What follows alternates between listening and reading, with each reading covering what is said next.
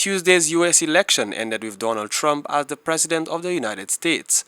Voters headed to the polls with both candidates in a dead heat and at the end of an intense campaign.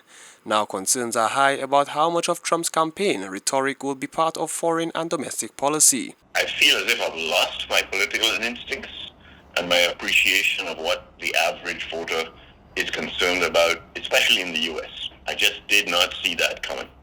I knew it was close. The polls, which are often wrong, suggested it would be close. In the end, it wasn't close. It's almost a landslide for Trump. And here's the big thing, he won the popular vote.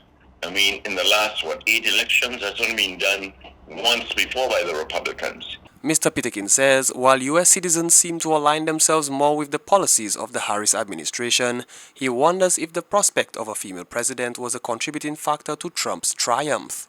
Unlike Trump's 2016 loss, he says this year's election was quick and decisive and the transfer of power seems set to be a peaceful one. The election appears to be free and fair, so at least we will be spared what happened in 2020 when for 2 months there was all kinds of accusations that led to an insurrection and it was nip and tuck all the way. That's not going to happen.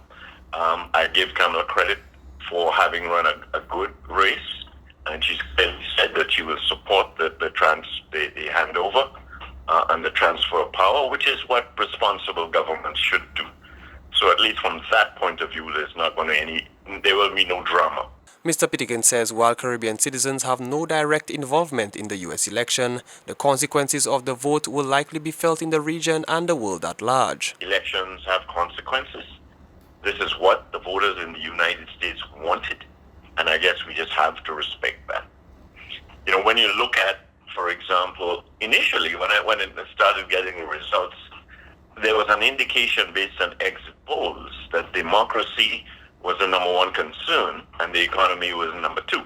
Immigration was way down, or abortion was way down. But the way it turns out is democracy really did not seem to be that important to most voters. What clearly came out was immigration and the economy. The issue of climate change and the impact on the Caribbean remains a major issue for Mr. Pitekin. While efforts are made by the Democrats to reduce greenhouse emissions, the Republicans oppose the idea. Climate change, which clearly affects us and affects the whole world, the U.S., the Republicans, as far as they're concerned, there's no such thing as climate change.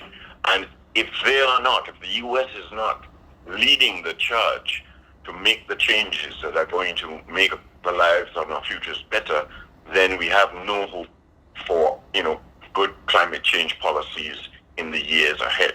Mr. Pitekin says while the United States may have the world's best economy, the efforts of President Joe Biden still did not curve the voting poll in the Democrats' favor.